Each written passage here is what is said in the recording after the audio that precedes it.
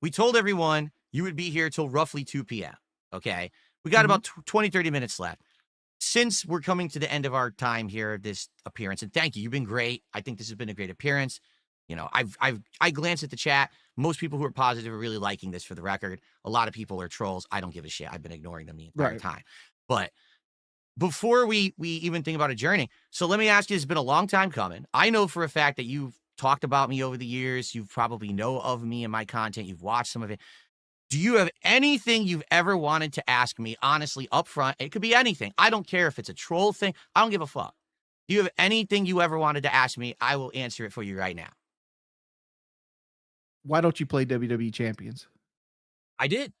I played it last year. I made a whole bunch of videos on it, and I spent money on it too. Yeah, well, I mean, say because like if you put your name into like Google, you know how like Google has like this AI thing. Mhm. Like that's the first thing that pops up about you is like Yeah, the WWE Champions I thing. know. It's stupid, isn't it? But it's like, is it real? Did you really spend like a sports car worth of money on this game?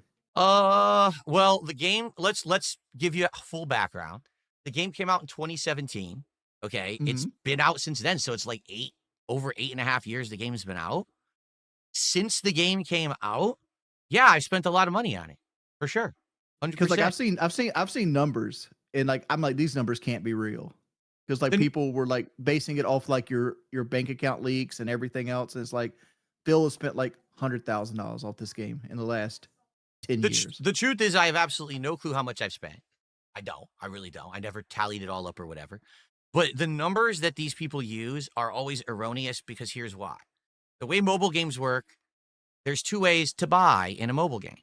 You can either buy Mhm. directly through the mobile game, and that's expensive as fuck, or they all have ways to bypass the game and buy outside because they get the money directly, and then the Apple store or a fucking Google store don't get a cut. Okay.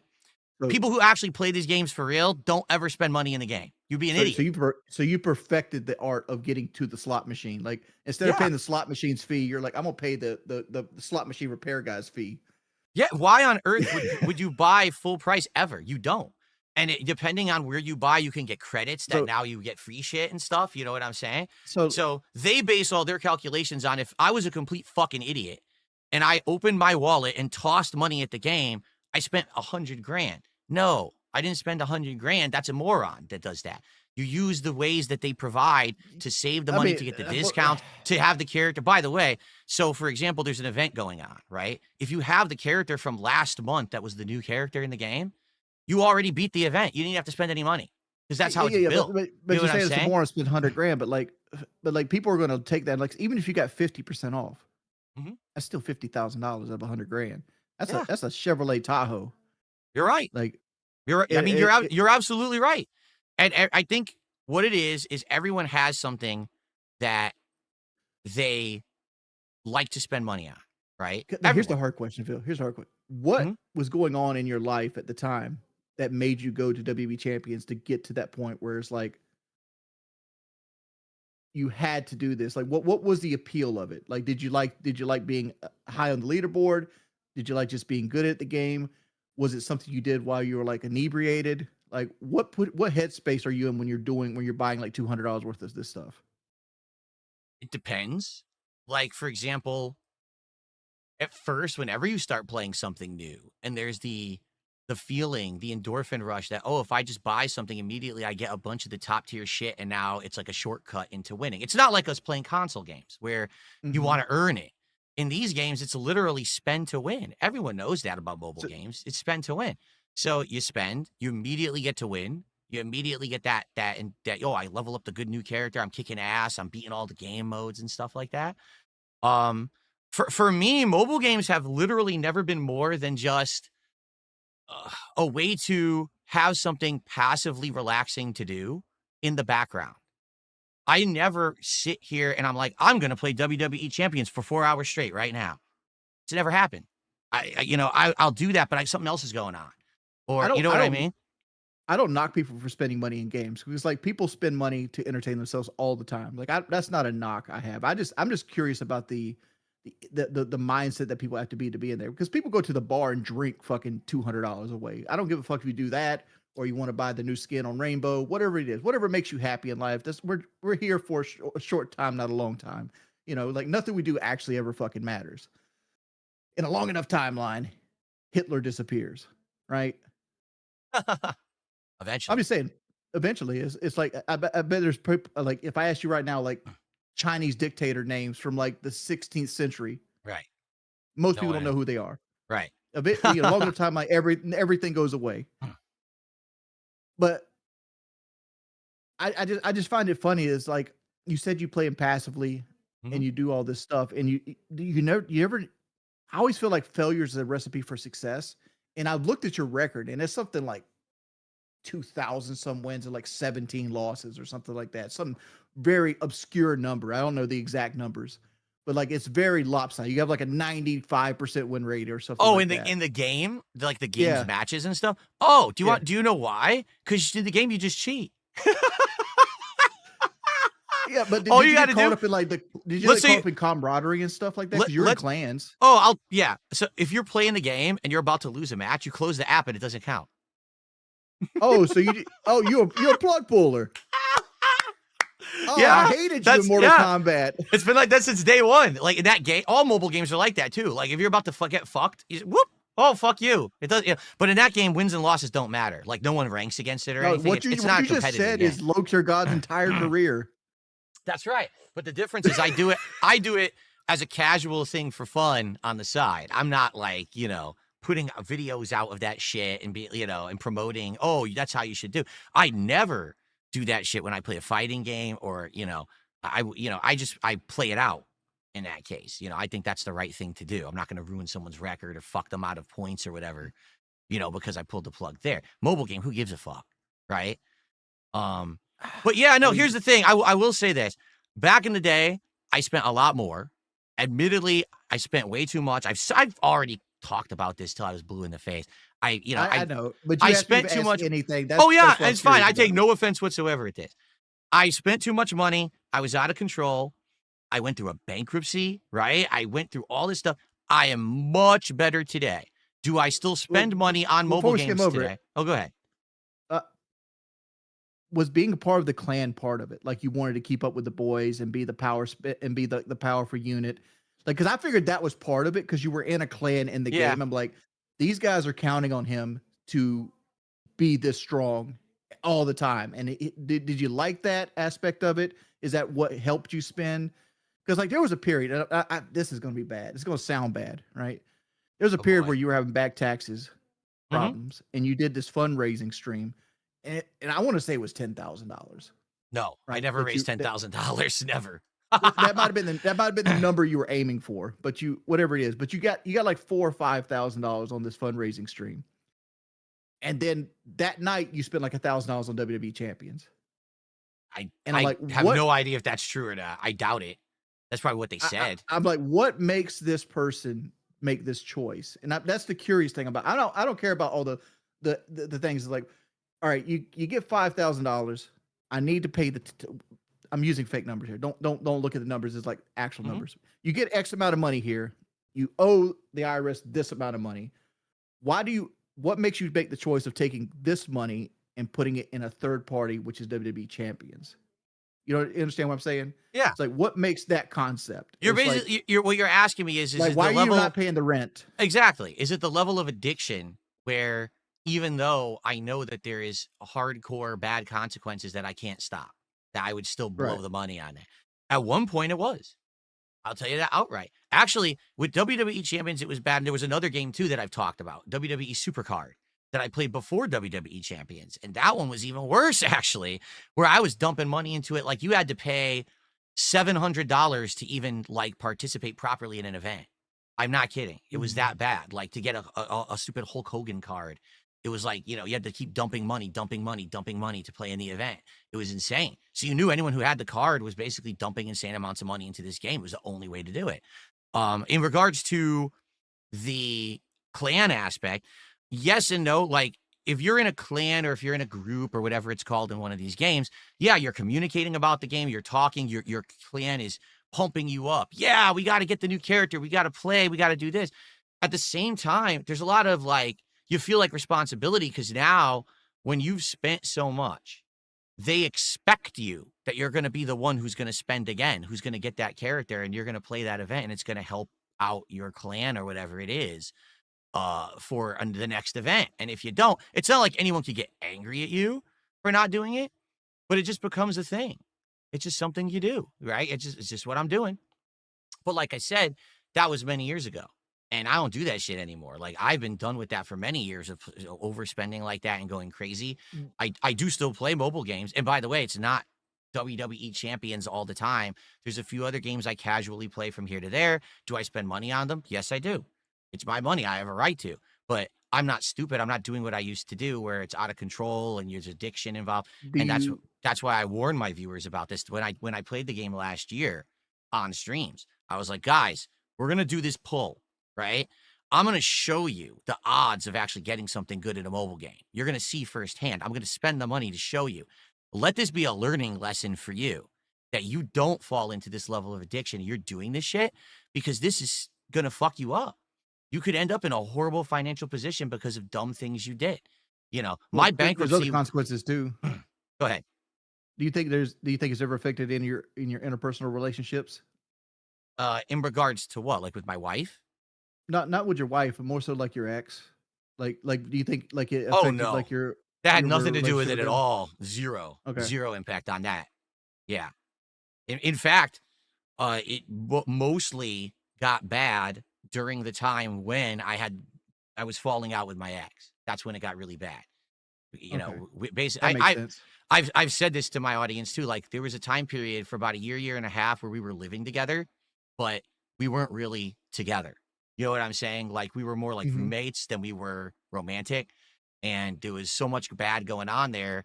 And that was one of the things that got me kind of hooked into spending on WWE Supercard, which was the first one that I really started spending insane amounts of money on. Yeah. But I got one more thing I want to do before I go. Okay. You're a big wrestling fan. Not anymore. No. Not anymore? No, How long have you actually. watched wrestling? I started watching wrestling in the 80s. It was my godfather who got me into it because I went over his house for a party and he had SummerSlam. No, Survivor Mhm. Series on his TV, and I didn't know what it was. And immediately I latched on because they're like, they're like superheroes or cartoon characters on there doing crazy Yeah, yeah. shit, you know?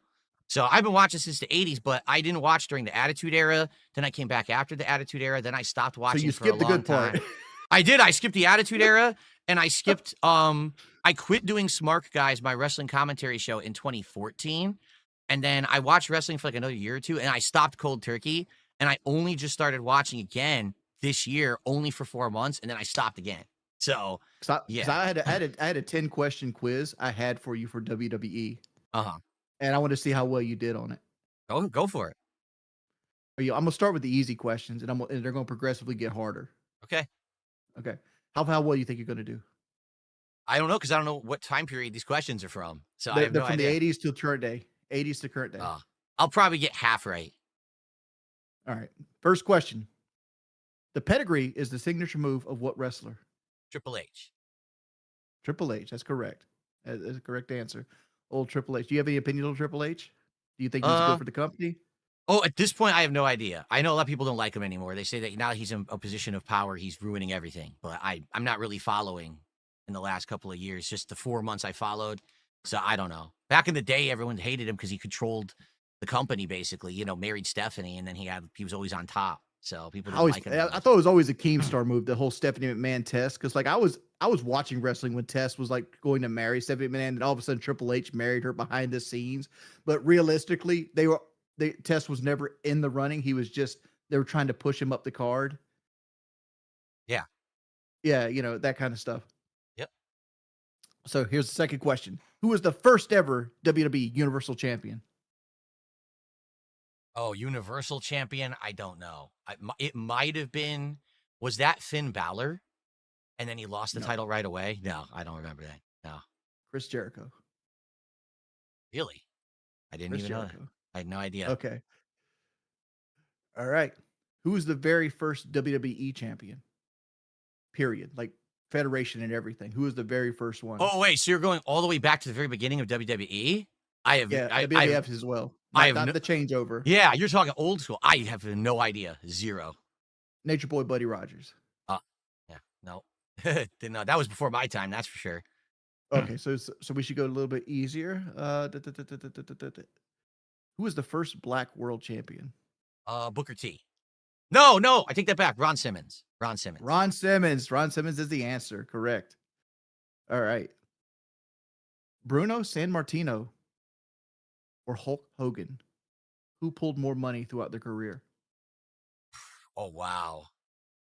Wow, that's a tough question because Bruno was the innovator at the beginning and Hogan was there during the Yeah. prime time. See, I would say Hogan, but I don't know if you're scaling for inflation. I would say Hogan. I'm not scaling for inflation. I'm talking about dollars to thing. I'm going to say Hogan. It's Bruno Sammartino. Oh. Like he pulled more money than Hogan ever did. What nationality is former wrestler Fit Finley? Irish? Correct. He's Irish. Yeah.